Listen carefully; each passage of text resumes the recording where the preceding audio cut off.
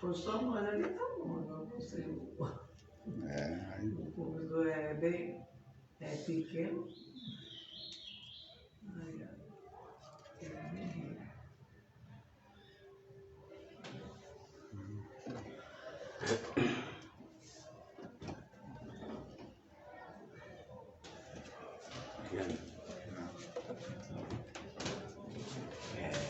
Amados irmãos, Pai do Senhor e meus amigos, senhores e senhoras, bom dia.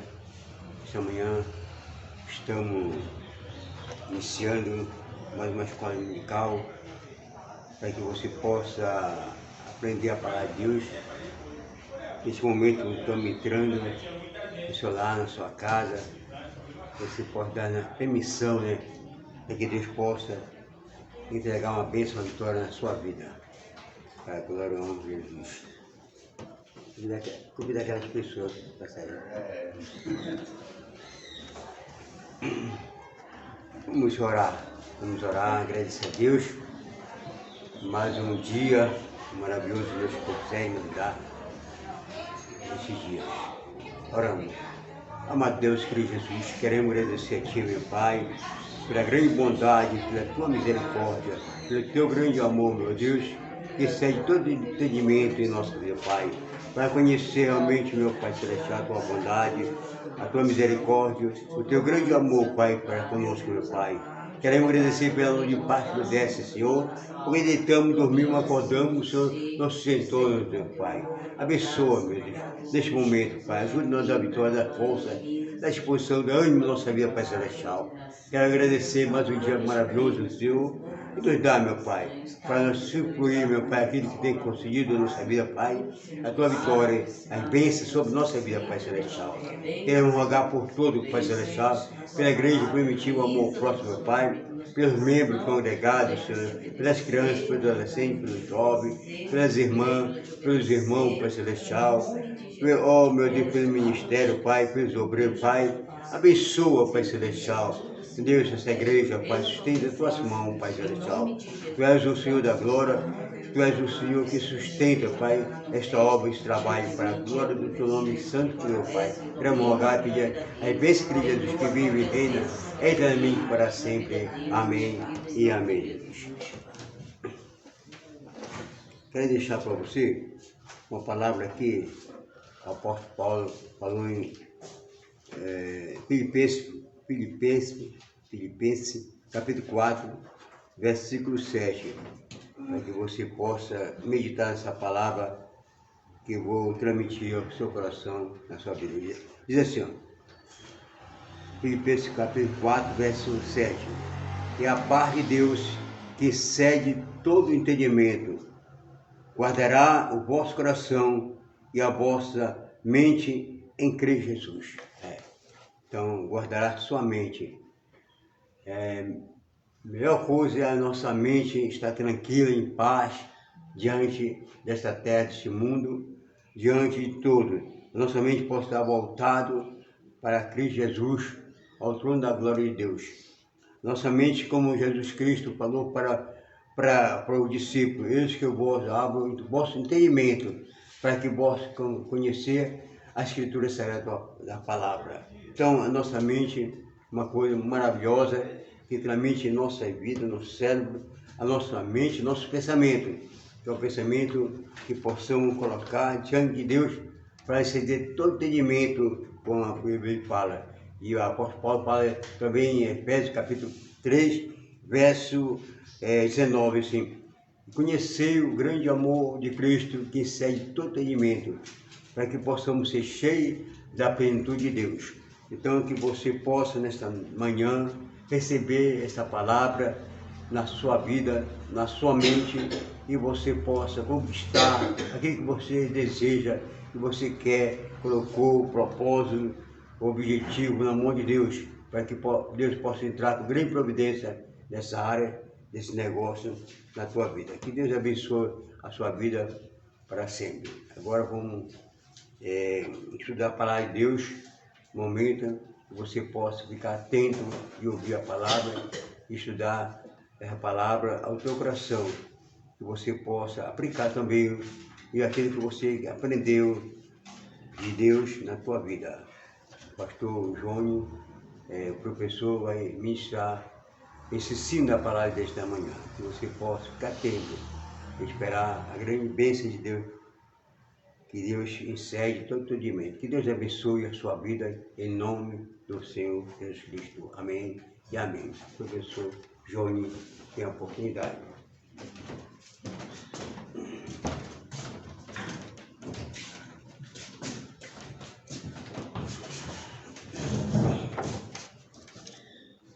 Pai do Senhor a todos, estamos mais aqui nessa escola dominical, estudando a palavra de Deus para o nosso entendimento, porque quando nós temos o entendimento da palavra de Deus, ninguém nos engana, ninguém nos coloca fora do que está escrito. E quando você tem um entendimento, é o ponto, é o conhecimento inicial de se entender a Bíblia. Quando você lê a Bíblia, você estuda a Bíblia, você começa a entender a Bíblia. Esse entendimento inicial só te traz uma visão geral do que está escrito ali, para você compreender a história e como se desenvolve a história. Isso é entender. Conforme você vai crescendo no entendimento, no conhecimento, de entendimento, você vai para a compreensão, que é entender e compreender. Compreender é uma coisa mais aprofundada.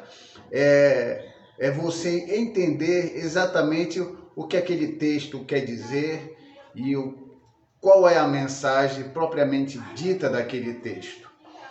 Hoje nós queremos fazer um estudo que, do ponto de vista de alguém que estuda muito e lê muito, pode até pensar que é um estudo simples. Mas o que eu quero dizer a vocês é que nada da Bíblia é simples. Nada da Bíblia é sem valor. Todo estudo que seja aprofundado dentro da Bíblia, ele tem o seu valor. Então, quando nós olhamos para a palavra de Deus, para a Bíblia, a gente lê a Bíblia como um todo. Porém, esse todo, que é a Bíblia, ela está dividida entre o Antigo Testamento e o Novo Testamento. E nós sabemos que muitas coisas no Antigo Testamento se cumpriram no Novo Testamento. O Antigo é como se fosse a sombra e o Novo seria a realidade propriamente dita, ou em outras palavras, para quem já estudou aquela matéria de tipologia, que é o tipo e o antítipo. O tipo é a sombra, e o antítipo é algo superior, é a realidade. E a gente começa a combinar o tipo com o antítipo, a sombra com a realidade, e elas vão se entrelaçando, elas vão se conectando, elas vão se combinando e nos fazendo entender coisas do Antigo Testamento que não são entendidas. Mas quando você lê o Novo Testamento, aí você entende o que aquilo que havia sido escrito lá no Antigo Testamento estava dizendo. E aí, o que acontece? Queremos pegar 2 livros da Bíblia. Nós queremos pegar o primeiro livro da Bíblia, que é Gênesis, e queremos pegar o último livro da Bíblia, que é o Apocalipse. Então, Gênesis, lá no Antigo Testamento, que é o primeiro livro da Bíblia, e o Apocalipse, lá no Novo Testamento, que está ali para nos fazer esclarecer e nos trazer o entendimento do que aconteceu e que se desenrolou na história e nos fez compreender o porquê aquilo foi escrito e porquê aqui mudou. Então, quando nós lemos o livro de Gênesis, Gênesis quer dizer princípio, origem, começo. Todas as coisas começaram ali. Se nós não tivéssemos o livro de Gênesis, a gente seríamos ignorantes acerca de como o homem surgiu, de como as civilizações surgiram, de como o pecado entrou no mundo, de como as maldições para aqueles que haviam pecado receberam. Então, Gênesis ele traz essa compreensão de como tudo começou e de como tudo aconteceu. Então, o livro de Gênesis é um livro do começo.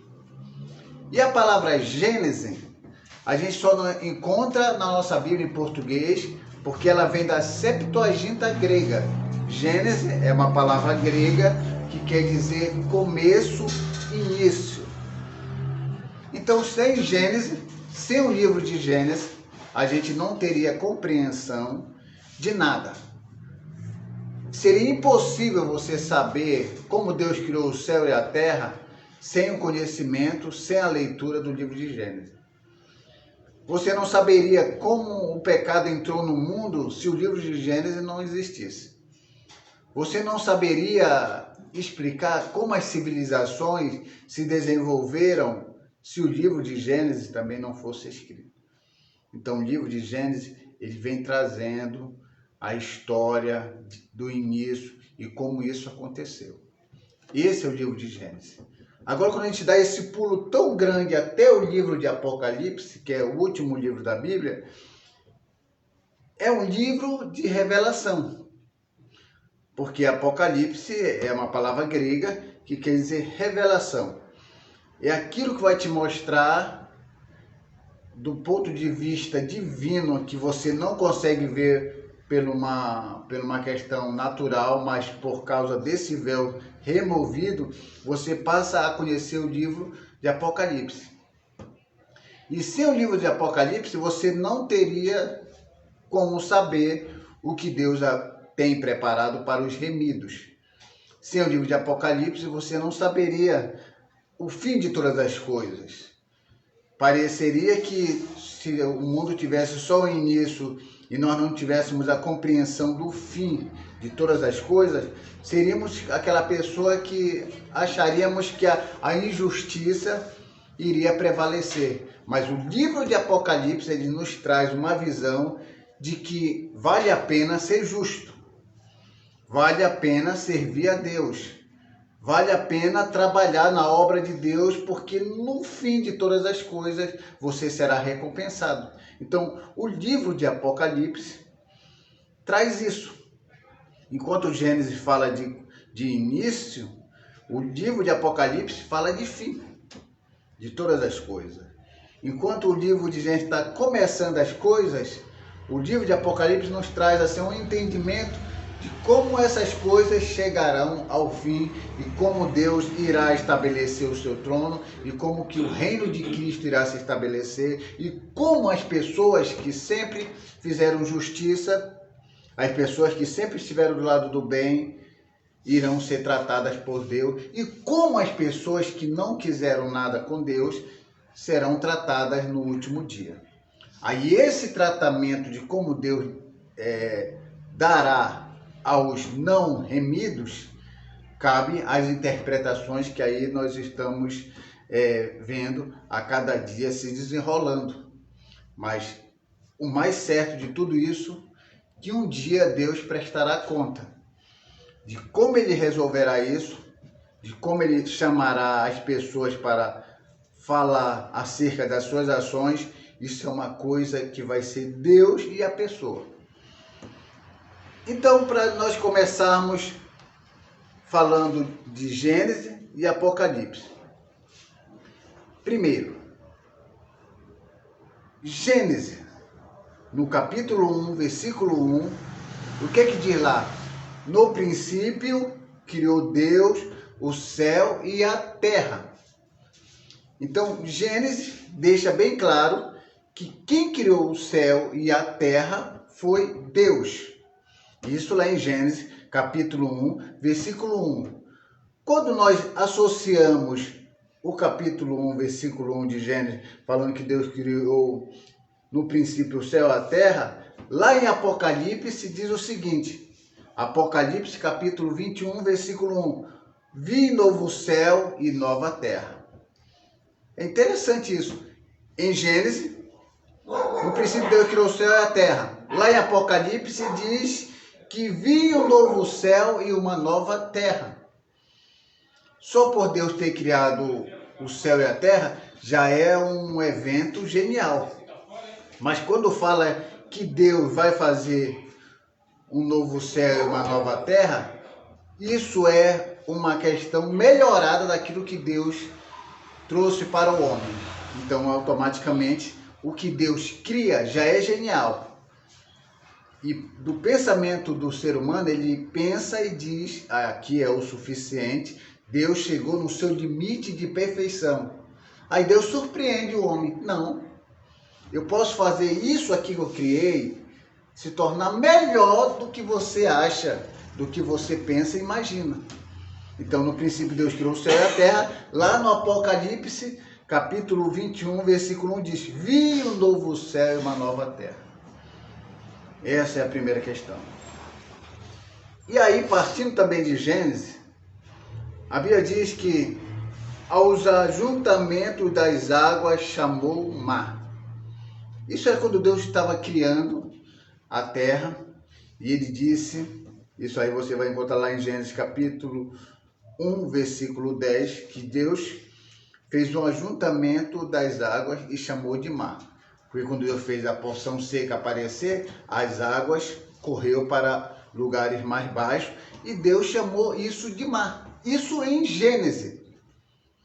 Quando você pega esse livro, esse mesmo texto, que Deus faz um ajuntamento de água e chama mar, em Gênesis capítulo 1, versículo 10, quando você joga lá para o Apocalipse, e diz assim, e o mar já não existe. Apocalipse capítulo 21, versículo 1 também. E o mar já não existe. Te vê que os oceanos surgiram automaticamente pela certa quantidade de água devido ao pecado da humanidade. Houve o dilúvio. De onde vieram todas essas águas? E para onde foram todas essas águas? A Bíblia fala que quando houve o dilúvio, vieram águas de baixo, que eram as águas subterrâneas, e águas de cima. A quantidade de água que estava densa, estava acima, desceu. Quando Deus fez com que tudo voltasse à normalidade, automaticamente as águas subterrâneas voltaram para de onde vieram. As águas que vieram de cima ficaram fazendo essa ida e volta através da evaporação, mas não toda a quantidade que desceu subiu, porque antes, quando estava toda concentrada acima, dificilmente o homem tinha essa visão privilegiada de ver o céu tão azul e tão belo como nós vemos hoje. Então, o ajuntamento de águas em Gênesis, lá no livro de Apocalipse, o mar já não existe. Por quê? Porque tudo é uma sequência daquilo que Deus fez e daquilo que Deus vai melhorar e daquilo que Deus vai concretizar para os remidos. E a situação que ele vai tratar com as pessoas. Terceiro, Gênesis, capítulo 1, versículo 5. E as trevas chamou noite, lá em Gênesis, capítulo 1, 5. Em Apocalipse, capítulo 21, versículo 25, diz, lá não haverá noite. Você percebe como no princípio, lá em Gênesis, as trevas chamou noite. Por que chamou noite? Porque Deus criou o dia e a noite. Cada criação de uma coisa, no primeiro dia para o terceiro dia, houve uma tarde e uma noite.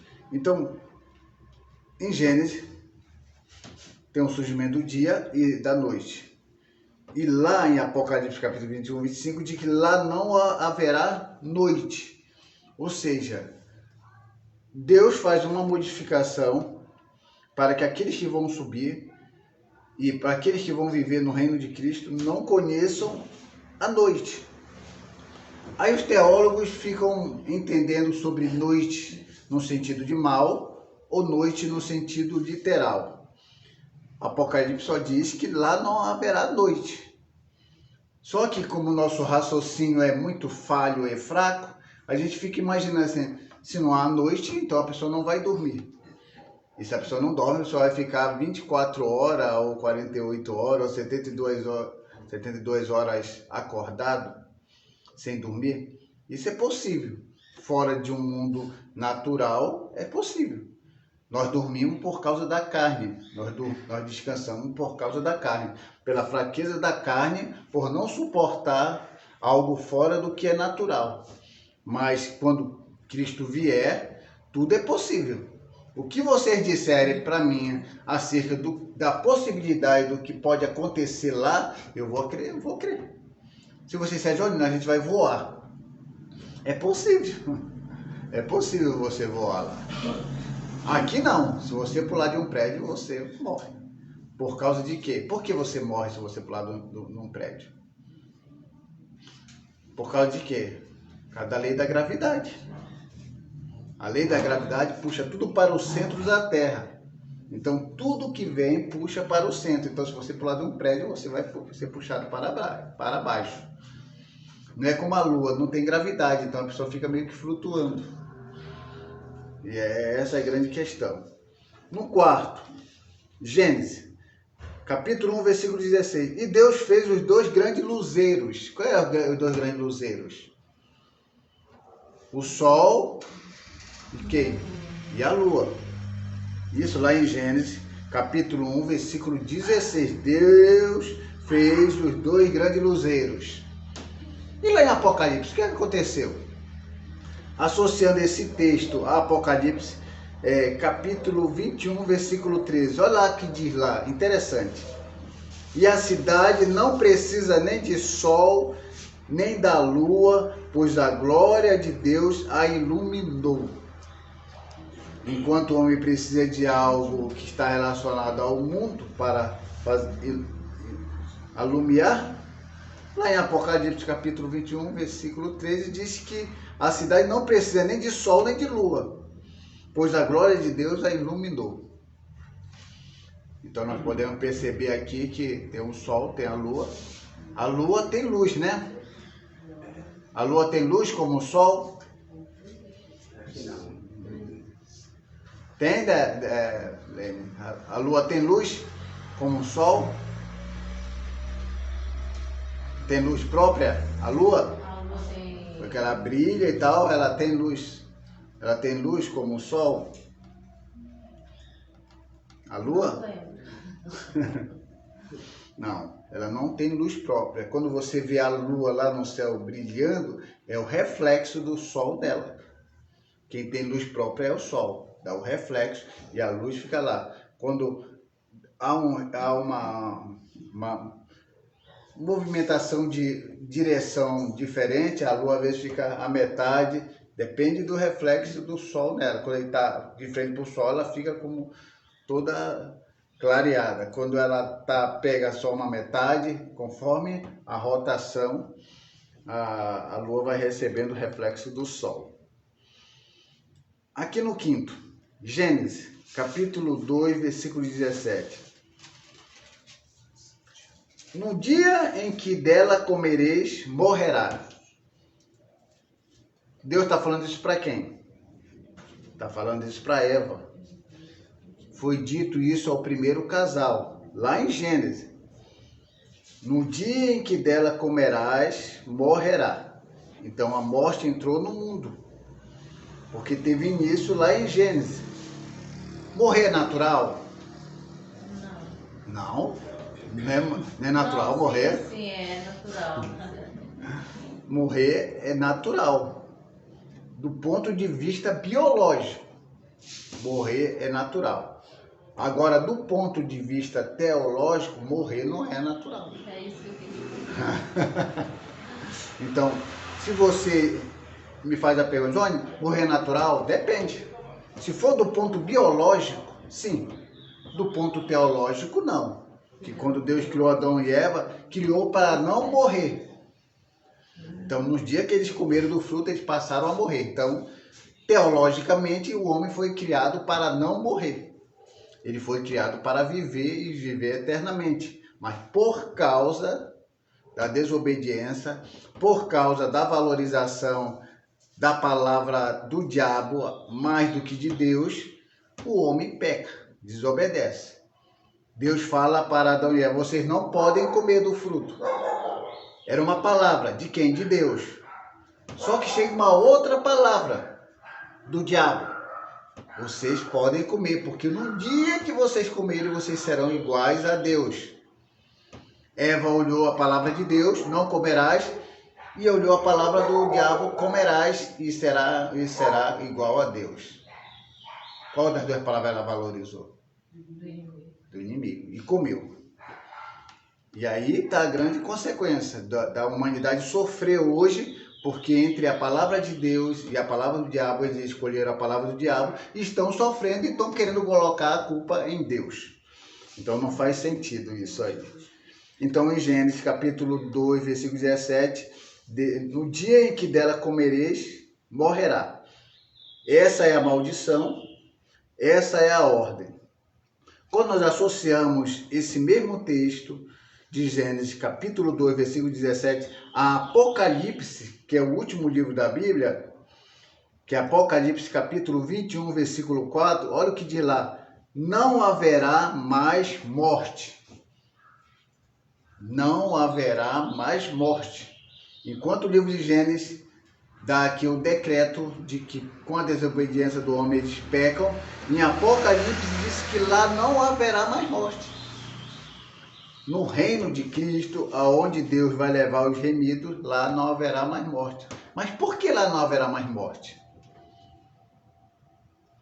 Porque em Gênesis, até os nossos dias, tem morte. Mas só que naquele dia não haverá mais morte. Segundo Apocalipse, capítulo 21, versículo 4. Por quê? Por causa de alguma coisa que tem morte? Jesus banirá a morte. Sim, banirá a morte, mas tem uma outra coisa também. Tem um motivo. O que causou a morte na humanidade? O que é? A gente vai entender. A causa vem antes do fato. Sim. O efeito vem depois do fato. Então nós temos um fato aqui, temos a causa aqui e temos o efeito depois. A causa leva ao fato e o efeito vem depois do fato. Então, se tem a morte aqui como um fato, o que causou a morte? E qual é o efeito da morte no homem? Por causa de quê? Então, a causa da morte ter entrado no mundo é por causa de quem? E por causa de quê? Do inimigo. Não necessariamente. Por causa do pecado. O salário do pecado é a morte. O pecado entra no mundo e automaticamente a morte também veio para todos. Nós morremos por causa do pecado. Adão e Eva, antes de comerem o fruto, eles não morriam. Claro que tem alguns teólogos que dizem que sim, que morriam e tem o quê e tal. Cada um na sua interpretação. Eu quero crer, segundo a palavra de Deus, que eles passaram a morrer quando eles comeram do fruto e desobedeceram. Aí Deus corta esse acesso à árvore da vida, que seria aquilo que daria vida e vida eterna. Mas Aonde estava a árvore da vida? a árvore da vida? Não, isso aqui não. O que importa, na realidade, a Bíblia fala que a árvore da vida estava no meio do jardim. No meio de onde? Do jardim. Do jardim. Mas tu quer saber o tamanho do jardim, né? Não, Ninguém sabe. sim, é uma pergunta. Se estava aqui na terra, e cadê ela? Aí Então, tá. Não é só ela. Várias coisas. Não, onde é que está o jardim? Sim. O que a Bíblia fala acerca do Jardim do Éden? Qual a localização do Jardim do Éden? Dentro da Bíblia, vocês que leem muito a Bíblia. O que tinha perto do Jardim do Éden? Qual era o nome dos rios? Eufrates. E o Eufrates. Onde é que fica o Eufrates e o Rio Tigre? No Oriente Médio. Sim, mas tudo bem. Mas qual é o lugar lá? Perigoso, né? Não, aqui não. Então é Babilônia. Ali é Rio Eufrates. Tu viu a Mesopotâmia ali? Sim. Por que Mesopotâmia? Quer dizer, Mesopotâmia, entre rios. Então é Eufrates e Rio. Então o Éden estava por ali. Mas ninguém conseguiu. Tá lá tá a identificação dos rios. Eram 4, 2 não existe, só 2 continuaram a existir e foram localizados. Mas o Éden, Jardim do Éden. Éden é um lugar, jardim dentro do Éden. Né? É como se fosse assim, o Jardim do Pará. Tem um Pará, uma terra grande, mas o jardim está dentro do Pará.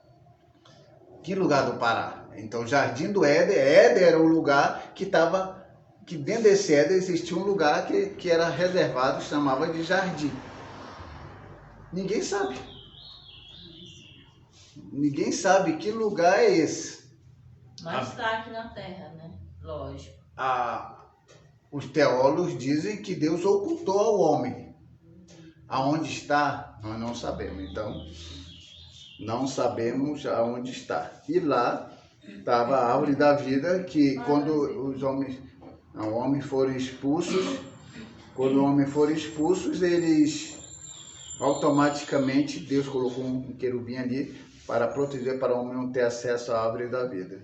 Então, em Gênesis fala, em 2,17, né? No dia que dela comereis, morrerá. Em Apocalipse vem trazendo a esperança, que é Apocalipse 21,4, e não haverá mais morte. Então, quando nós formos arrebatados, automaticamente nosso corpo será transformado e essa natureza pecaminosa não existirá. Uma vez que a natureza pecaminosa não existe no corpo que foi transformado por Deus, não há necessidade de morrer, porque para morrer tem que ter morte. Essa é a grande questão. Tem que ter morte, tem que ter morte, tem que ter pecado. Não tem pecado, não tem morte, o corpo está transformado, não há necessidade de morrer. E nós não estamos programados para se preocupar com a morte. Você se preocupa com a roupa que você veste, com a comida que você come, e se você ficar desempregado, você fica preocupado com as contas que você precisa pagar. Isso é natural, você está programado para ter responsabilidade, mas não está programado para se preocupar com a morte. E a morte é a única coisa que você deve entender, que é certeza que isso um dia vai acontecer com você. Mas eu estudo, eu trabalho como se nunca fosse morrer. Queria ver isso. Eu quero fazer curso, eu quero fazer uma casa bonita, eu quero ter um carro do ano, eu quero viajar e eu quero desfrutar minha vida, mas porque em nenhum momento eu penso, poxa, mas para que tanto viajar, para que tanto carro, para que tanta casa, para que tanta fortuna se eu vou morrer? Porque o ser humano não foi programado para se preocupar com isso. Então ele vai viver como se nunca fosse morrer, porque o espírito dele, a alma dele é assim mesmo. O espírito e a alma não morrem. Essa é a verdade. O gato aprontando. O gato tocando pé, derrubando o tabuleiro. Então aqui no sexto, Gênesis capítulo 3:16. E multiplicarei sobremodo as tuas dores. Deus falou isso para quem? Para Eva. Ela peca e depois ela passaria a ter filhos, mas ela teria dor ao ter esses filhos. Então significava que ia aumentar a dor. Ela teria uma dor suportável. Uma dor menos do que é a dor que agora a mulher sente ao ter. Multiplicar, quer dizer, eu vou aumentar um pouquinho esse negócio aí e você vai sentir um pouquinho mais de dor. Por causa do pecado. O pecado só traz consequências ruins. Só que em Apocalipse isso aí é resolvido. Em Apocalipse capítulo 21, versículo 4. E não haverá mais sofrimento. Enquanto que lá em Gênesis fala que vai multiplicar dor e vai ter sofrimento, aqui em Apocalipse, capítulo 21, versículo 4, diz que lá não haverá mais sofrimento. Não é isso que a humanidade quer? É não mais sofrer? Isso aqui não é uma utopia, nem algo imaginário, ou um sonho que não se realizará. Isso aqui é um fato que vai acontecer. Isso aqui não tem como não acontecer quando o próprio Deus fala que fará. Então, quando fala que multiplicarei sobre modo as tuas dores, lá em Gênesis 3,16, para Eva, porque é o início. Gênesis é o início, mas o Apocalipse tem que fazer a consumação e tem que trazer solução para aquilo que a humanidade almeja. Então, em Apocalipse capítulo 21, versículo 4, não mais haverá sofrimento. Então, quando Cristo voltar, todo o sofrimento cessará e Deus realmente vai enxugar dos nossos olhos todas as lágrimas. E aí, aquilo que realmente as pessoas almejam e que será verdadeiro, acontecerá nesse dia. Não é nada do que se prega aí fora sobre o cessar o sofrimento estando ainda nesse mundo. É impossível você não sofrer estando na carne, com pensamentos maldosos, com companhias maldosas, com um sistema que jaz no maligno e ficar de boa. Me mostra alguém que está de boa aí. Só se for um fingido, hipócrita, que está dizendo, como chegou o irmão, eu tenho mais de 50 anos que eu estou casado e eu nunca briguei com a minha esposa, nunca discutimos uma palavra só. Vocês acreditam nisso? 50 e poucos anos, diz que nunca discutiram, nunca chegaram num desacordo. O ser humano é querer ser muito santo. O único que foi tentado em tudo foi Jesus e não pecou, foi só Ele. Todos nós estamos sujeitos às limitações e a declinações. Então aqui vai ter tudo isso, sofrimento, vai ter tentação, vai ter tudo. Mas naquele dia, tudo isso cessará. E aqui o sétimo, em Gênesis capítulo 3, 17, a palavra de Deus diz o seguinte, em Gênesis 3, 17. Maldita é a terra por tua causa. Para quem Deus fala isso? Para quem? Para Adão.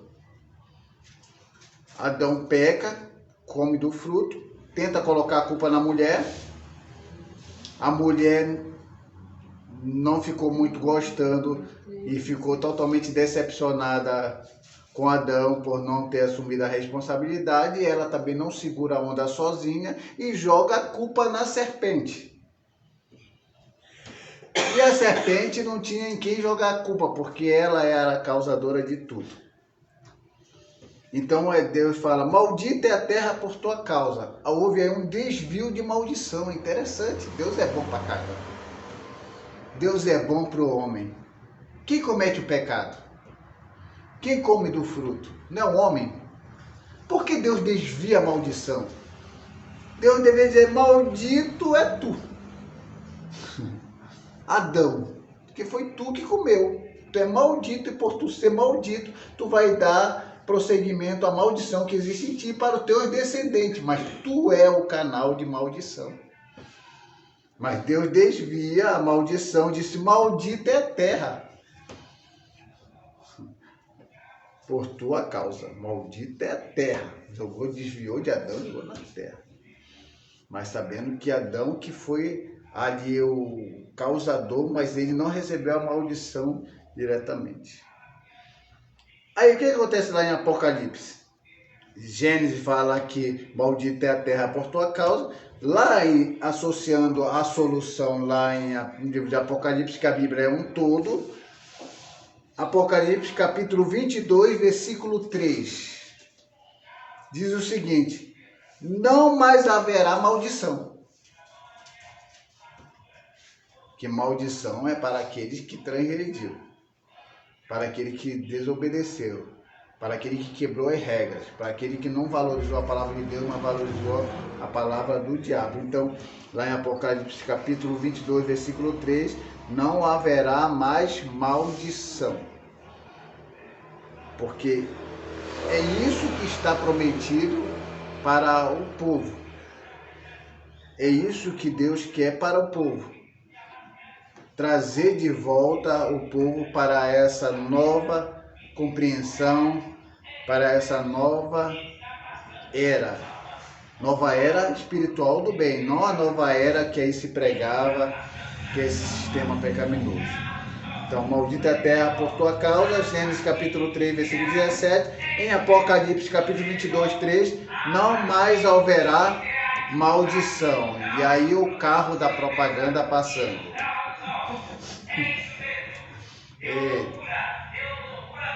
Deu loucura total. Ele também precisa do pão de cada dia para sustentar a família. E é interessante que sai tudo na gravação, o carro da propaganda. Ó. Se a gente for esperar ele até parar de falar e tá gravado, ele vai falar o dia todo. Então aqui dá 8. Gênesis capítulo 3, versículo 1 ao 4. Satanás aparece como um enganador da humanidade. Gênesis capítulo 3, versículo 1 e 4. O diabo chega lá no Éden e engana Eva. Ele engana Eva por causa do que ele tem a propor. E ela aceita a proposta. Ser algo insignificante é uma coisa, mas ser algo que se chega ao nível de Deus é um peso maior. Então o que acontece é que o diabo engana Eva e automaticamente engana a humanidade. Então todo ser humano hoje em dia é enganado pelo diabo. De que forma? Oferecendo aquilo que ele quer, que faça com que ele se eleve acima dos outros.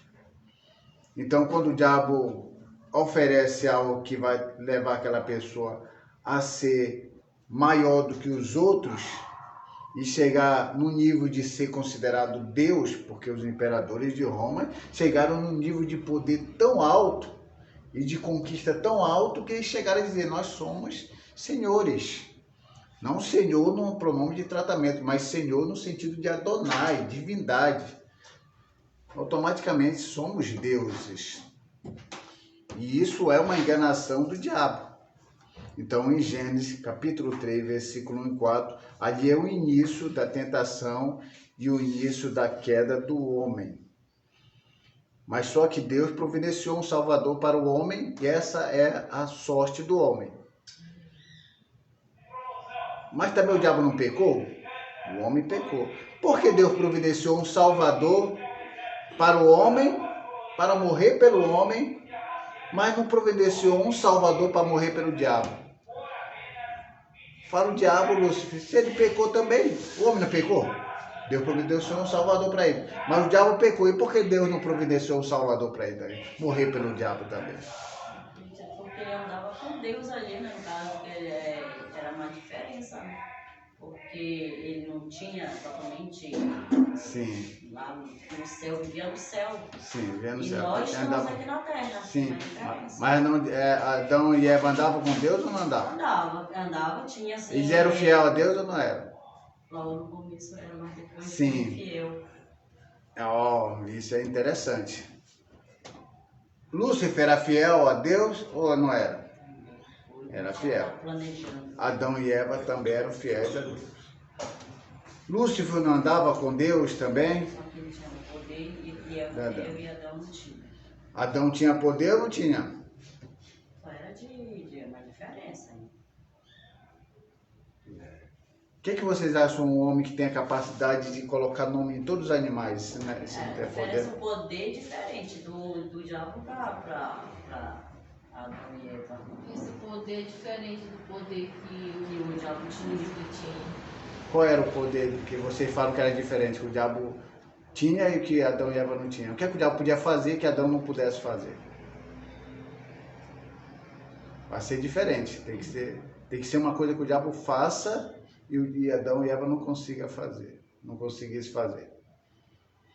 O diabo não morre. Vivia num reino diferente de Adão e Eva. De poder, bem diferente. Mas daqui tudo aqui bem, na Terra. vivendo num reino diferente. Porque Mas ele deu nome e tudo, Deus deu mais. Lá no céu era bem mais diferente do que aqui na Terra. Mas aí que tá, por exemplo, assim, quando nós falamos de fidelidade a Deus, não importa o lugar onde você está. Céu ou terra, é isso que eu quero fazer você entender. Porque se alguém entender que aqui eu vou estar muito mais fiel, e se eu ir para esse lugar eu estou menos fiel, isso vai dizer que um lugar tem diferente para o outro. Então não tinha diferença. Não tem diferença do céu, nem diferença da terra. A fidelidade é a mesma, a presença de Deus é a mesma. Agora, a questão é a intenção dos dois que fez com que Deus providenciasse um Salvador para Adão e Eva e não providenciasse um Salvador para Lúcifer. Se Ele todos... foi induzido.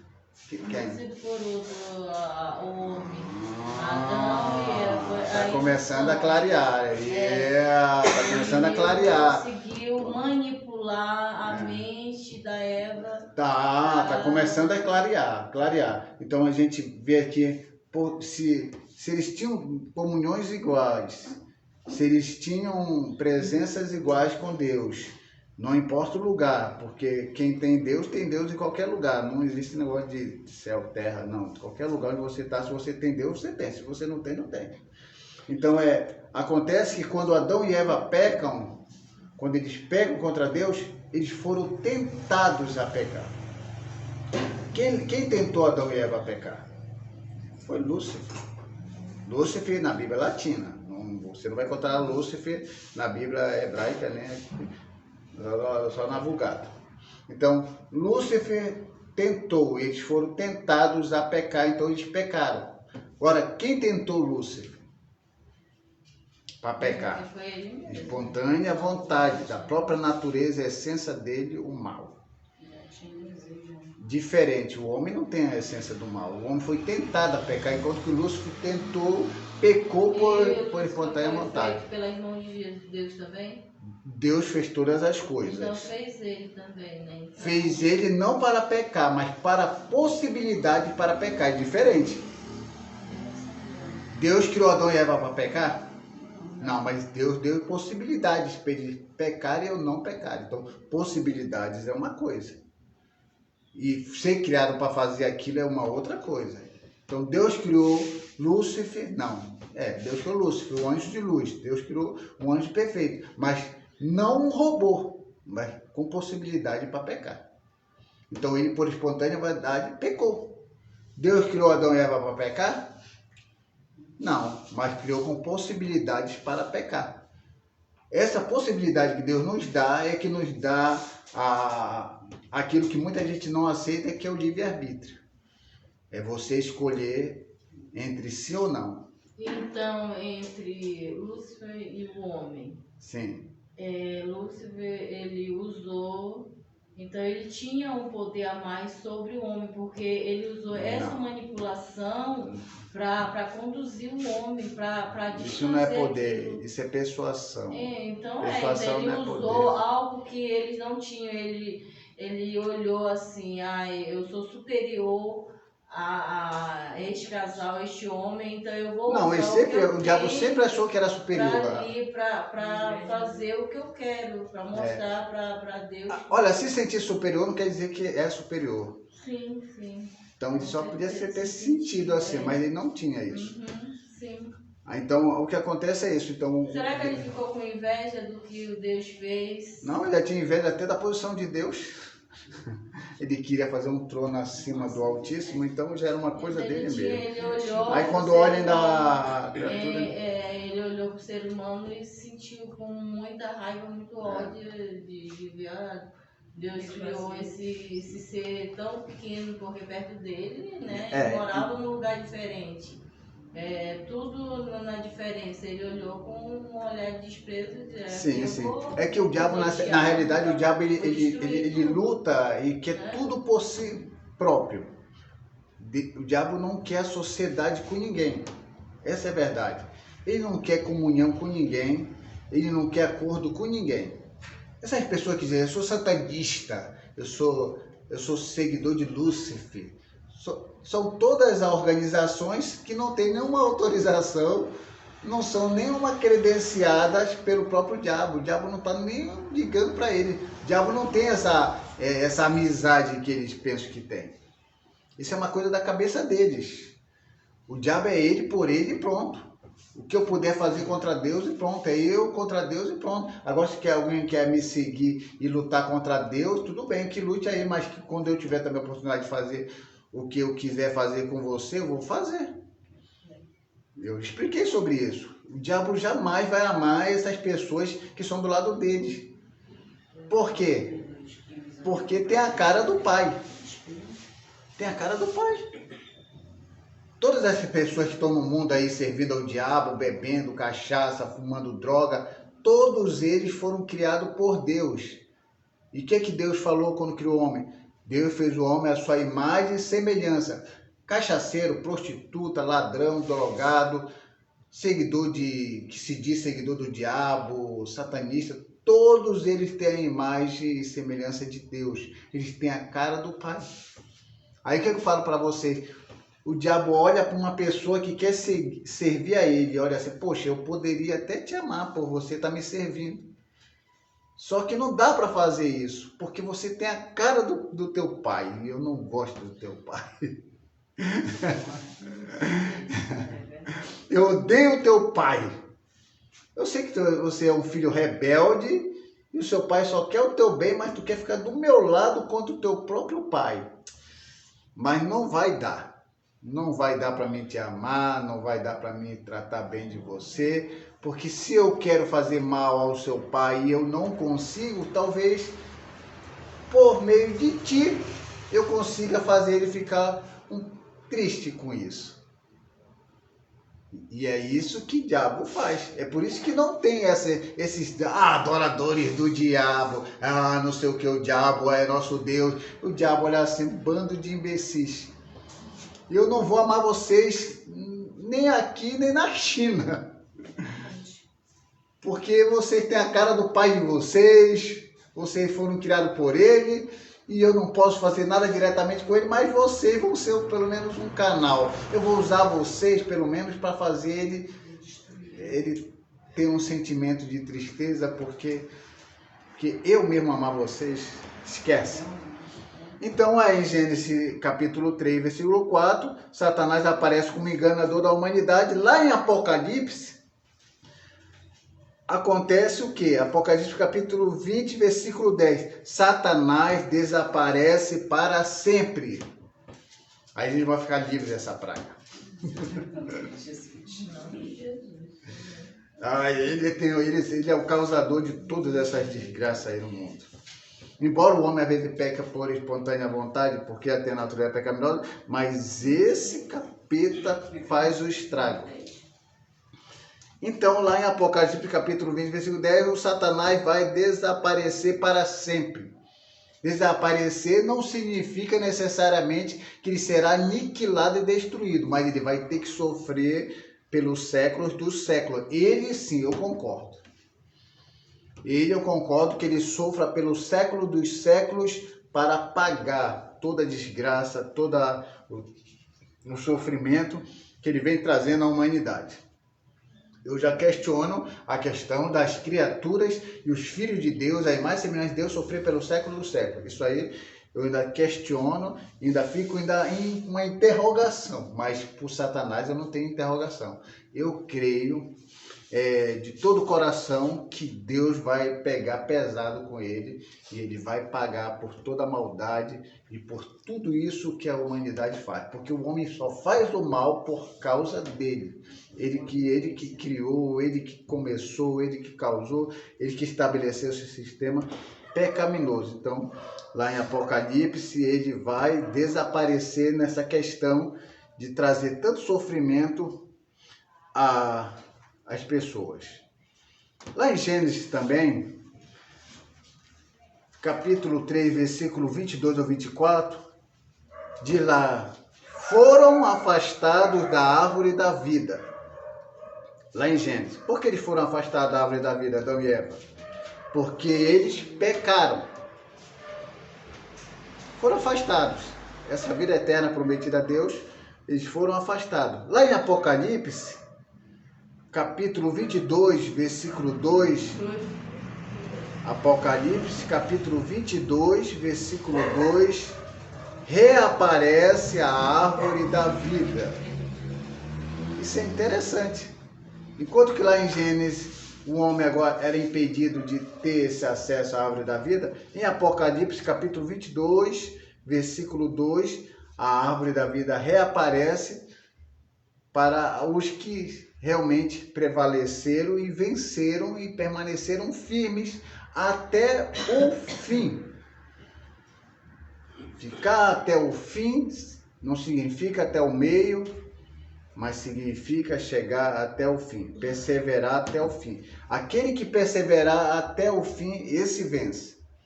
Então, para mim perseverar, eu tenho que lutar, eu tenho que permanecer firme. Então, aquela ideia de que uns nasceram para para a perdição e outros nasceram para a salvação, como ensinam os calvinistas, não faz sentido. Para que eu vou perseverar até o fim se eu já estou predestinado à condenação? Não faz sentido. Se Deus já me criou, eu vou criar o Johnny para a perdição. Ainda que eu vire cristão e perseverar para quê se eu já estou predestinado à perdição?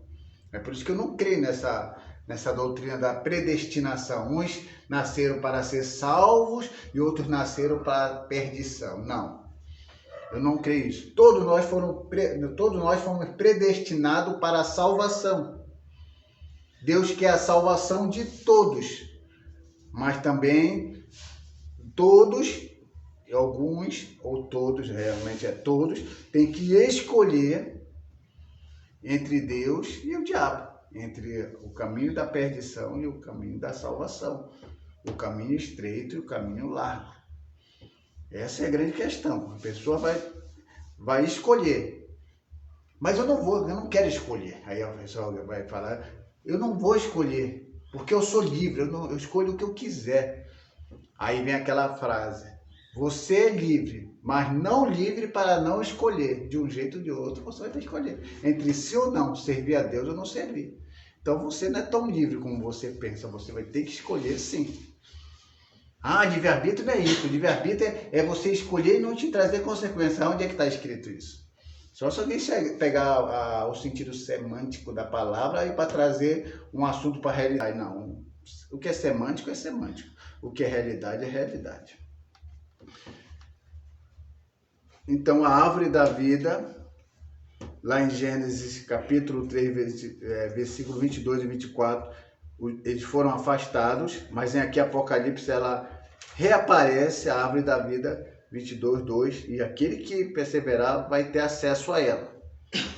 Gênesis, já estamos quase finalizando aqui, essa é a penúltima. Gênesis, capítulo 3, versículo 24. O homem afastou-se da presença de Deus. Quando o homem pecou, ele se afastou da presença de Deus. Isso lá em Gênesis, capítulo 3, versículo 24. O diabo falou uma coisa para o homem. O dia que vocês comerem do fruto, vocês serão iguais a Deus, conhecedores do bem e do mal. O diabo estava mentindo ou estava falando a verdade? Falando a verdade. Sim. O diabo estava falando... Aqui a gente faz assim com o dedinho. Ó. Sabe o que é esse exemplo? Entre aspas. Entre aspas quer dizer o quê?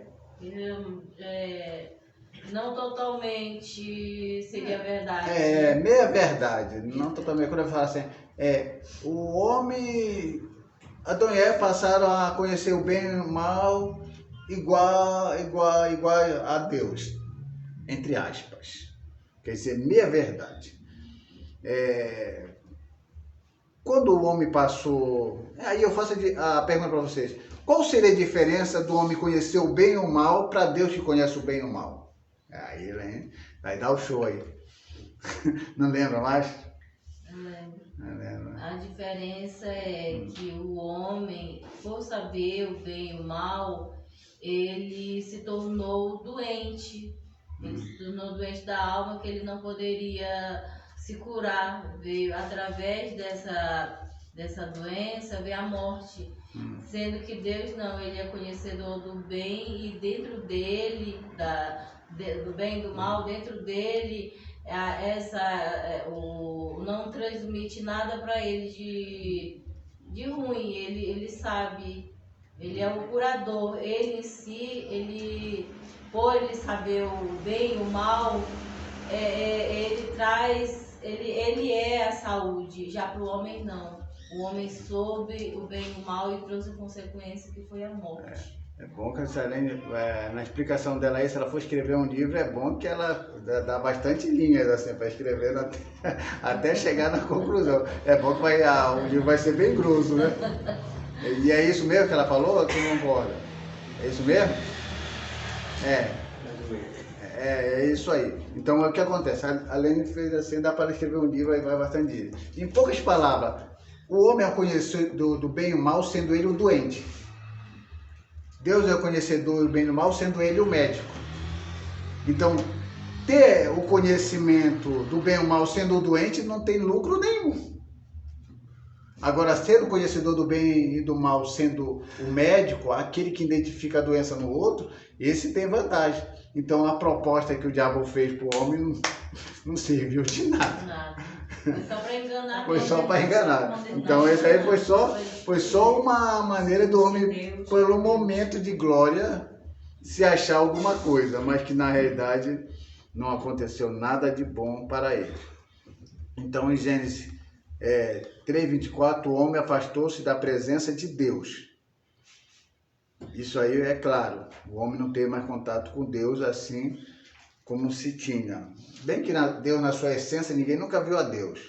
A gente vê Deus na questão teofânica, ou alguém atribui a Deus naquele sentido antropofômico. Antropomorfismo e antropopatismo, que são sentimentos e características humanas que Deus atribui a Deus. Deus vendo, Deus ouvindo, Deus se entristecendo, Deus se inclinando. Mas nada disso bate, porque Deus é espírito. Mas para a gente tentar chegar mais perto de Deus, naquilo que nos é permitido compreender, a gente joga essas características humanas em Deus, como se Deus tivesse nariz, tivesse olhos, tivesse orelhas. Mas sabemos que Deus é espírito, mas Deus nos ouve assim, e é assim que a gente entendemos Deus. E lá em Apocalipse diz o seguinte, em Apocalipse 22, versículo 4, e verão a sua face. Alguns teólogos dizem que a gente não vai ver Deus na sua essência nem quando estivermos lá. Mas eu acho que isso é muita certeza. Lá no céu é outra coisa. Vai acontecer coisa lá que a gente nem imagina que serão. Os anjos. Os anjos, eles veem Deus? Tem alguns teólogos que dizem que nunca ninguém viu a Deus na sua essência. Mas isso é apenas uma observação do ponto de vista de um ser finito. Ou seja, de um ser humano comedor de arroz e feijão, que por ele entender assim, ele acredita que Deus na sua essência, ninguém nunca viu a Deus. Aí o que está escrito na Bíblia, a gente vai, mas claro que na Bíblia tem muito mais coisas que a gente não sabe e que não está aqui na Bíblia escrito. Eu queria saber se tinha algum relato na Bíblia que não tem. Só tem um relato na Bíblia que diz assim, ninguém nunca viu Deus. Ninguém no sentido de homem. Ah, ele E faz agora a generalização. não falou em sentido. Não, ele fala de anjo, todo né? mundo, aí ele coloca Deus num patamar de transcendência tão alto que todos estão aqui embaixo, Deus é o início e o começo de todas as coisas, que não há essa possibilidade, mas lá no céu a gente vai saber disso, quem chegar lá, a não ser que quem quiser ver aqui o anticristo, tem gente que acredita que vai ver o anticristo aí, né, mas quem quiser ver o anticristo, aí tudo bem, é outra coisa. E quem quiser subir e para ver como é que também lá funciona, se vai ver Deus na sua essência ou não, porque a única coisa que a Bíblia fala é que Jesus é a manifestação visível do Deus invisível. Agora, se nós vamos ver Deus na sua essência ou não, nós não sabemos. Isso aí, vamos chegar lá para a gente tirar essa dúvida. E aqui, 11º, a primeira habitação do homem foi um jardim à beira de um rio. Sabe o que é o rio Eufrates? É o rio Tigre. Gênesis capítulo 22, 10. Em Apocalipse diz o seguinte: a eterna habitação, Apocalipse capítulo 22, 1. A eterna habitação do homem redimido será ao lado de um rio que corre para sempre do trono de Deus. Diferente, né? Um rio aqui natural, morando o homem no jardim do Éden, agora ele tem uma elevação de valores que vai agora para um rio que corre para sempre do trono de Deus. É algo bem esplêndido, né? Um trono e correndo um rio lá desse trono, e é claro que as pessoas vão fazer uso dessa água e todo mundo será abençoado com isso. É difícil pegar essas coisas e colocar aqui na terra, porque ninguém tem nada, então, mas parece até um filme de fantasias. Não, tudo que está na Bíblia é real, tudo que está na Bíblia é verdadeiro. E aí nós finalizamos dizendo que em Gênesis a comunhão foi corrompida, essa é a realidade, mas em Apocalipse a comunhão é restaurada.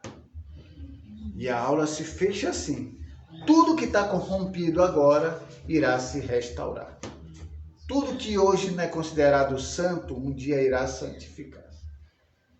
Tudo que existe de ruim aqui, um dia se resolverá. E aquilo que mais queremos para a nossa vida, que é paz e tranquilidade e comunhão com Deus, se agora não for na totalidade, mas um dia será.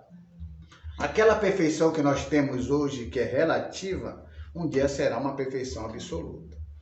Porque todos estarão ligados ao seu Senhor e ao seu Mestre. E uma vez ligados ao seu Mestre e ao Senhor, nós seremos como Ele é. Aquilo que é perfeito e aquilo que vier que é perfeito, nós seremos como Ele. Pelo menos é isso que o apóstolo Paulo diz. Seremos como Deus. Então, isso é esperado. Isso é para quem vai perseverar até o fim. E quando isso acontecer, tudo mudará, porque isso é promessa. As profecias estão se cumprindo e essa profecia de que haverá essa restauração irá acontecer. E por que eu digo que vai acontecer? Porque é fé. Escolha é fé. Eu escolhi crer nisso. Vocês escolheram crer nisso? Então, ok. Se vocês escolheram crer nisso, vocês têm convicção de que isso vai acontecer, ninguém pode desviar a mente e o foco de vocês disso. Porque vocês escolheram crer nisso. Vocês escolheram colocar isso no coração. E isso é fé. Uma vez que vocês escolheram, ninguém pode tirar isso do coração de vocês. Ninguém pode apresentar outra coisa diferente. Já viram a dracma perdida? Quem já leu a dracma perdida da mulher? Ela perde a dracma, ela vai à casa, talvez outras pessoas ajudaram ela a procurar o que ela havia perdido. Alguém deve ter mostrado um denário. Um denário não é uma dracma, embora seja dinheiro. A mulher não é isso. Ou você já perderam alguma coisa que você está procurando, aí a pessoa acha uma coisa, é isso aqui? Aí você fala, não. Aí o outro fala, é esse aqui? Aí fala, não. Aí você continua procurando até encontrar o que você tem. Exatamente isso. A dracma perdida que estava perdida e que você encontrou, você sabe o que é. Você não vê o objeto. A mulher não viu a dracma perdida como objeto na frente dela, mas mentalmente a dracma perdida estava aqui na cabeça dela. Ela não tinha na mão porque ela estava procurando, mas ela sabia o que estava procurando e ninguém ia enganar ela dizendo que era uma dracma, mostrando uma caneta, mostrando um lápis. Então, quando a pessoa é convicta da sua dracma perdida que já encontrou, pode a pessoa oferecer, mostrar qualquer outra coisa. É isso aqui? Você fala, não é isso. É igual a palavra de Deus. É o seu dracma. Às vezes você nem tá lendo a Bíblia, mas aquilo que você leu está aqui na sua cabeça, quando alguém te mostra um texto diferente, adulterado, fala, não é isso não. Não é isso não, porque você mentalmente já tem aquilo que você aprendeu, aquilo que você escolheu crer e ninguém tira isso de você. Então eu passo aqui a direção, novamente aqui para o presidente da igreja, Primitivo Amor Próximo, Raimundo Damião.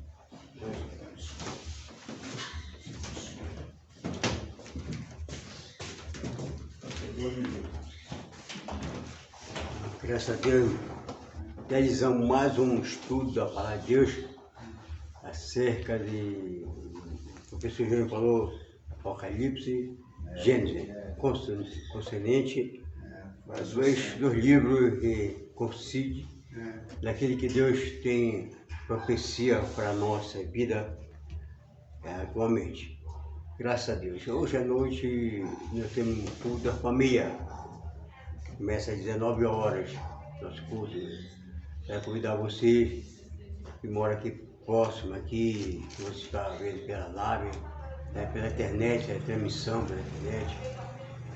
Aí que você possa estar conosco presente, você é nosso convidado, para que você venha e Deus tem uma bênção muito especial na sua vida. Que Deus abençoe a vossa vida, que você assistiu este estudo maravilhoso. Domingo, nós estamos aqui novamente. Quero que você se inscreva, clique, e para continuar esse estudo todo domingo na sua casa, onde você possa estar recebendo essa palavra no teu coração. Que Deus abençoe a sua vida. Vamos de pé, vamos orar, agradecer a Deus, mais uma oportunidade que Deus nos dá, nos concede, pela graça e misericórdia de Deus. Oremos agora. Amado Deus, querido Jesus, quero me pedir a tua ajuda, o teu socorro, o teu auxílio, Pai, neste momento, Deus. Abençoe os ouvintes, Pai, que atentaram para a tua palavra, para que eu vi tua palavra, o estudo da palavra celestial. Senhor, que possa abençoar cada um deste momento, desta manhã, meu Pai. Que possa ter prazer, meu Pai.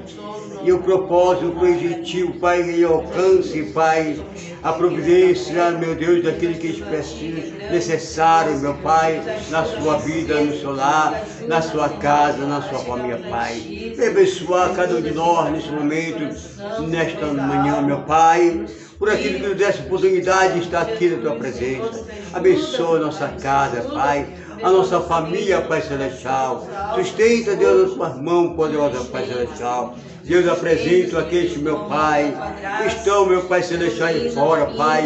Senhor, Senhor, que não te conhece, Jesus, Senhor, glória.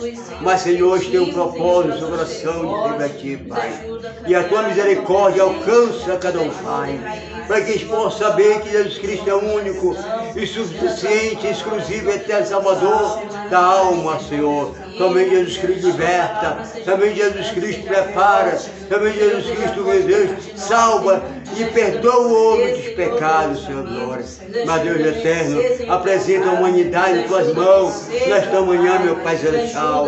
Que eles possam ter pleno conhecimento da verdade, Pai, e conhecer a Ti, Jesus querido Pai. Assim como, ó Deus eterno, amou esse mundo de tal maneira que enviou Jesus Cristo para salvar a humanidade, para que ninguém perecesse, mas tivesse a vida eterna, através da morte de Cristo, na cruz do Calvário.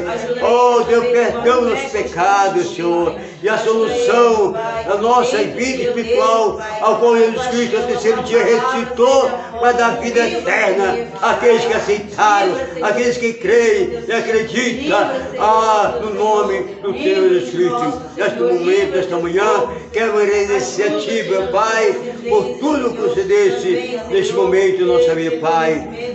Jesus querido, leva em Tua paz, guardando, nós livrando o mal, de perigo, Pai. Sustenta a nossa vida em Tua mão, Pai, e dando um domingo de paz, um domingo tranquilo, um domingo, meu Deus, meu Pai, maravilhoso, Pai, em nossa vida, nossa casa, nosso lar, nossa família, Pai. Rogamos e pedimos essa bênção de Jesus, que vive e reina eternamente para sempre. Amém e amém. Que Deus abençoe a sua vida. Amém.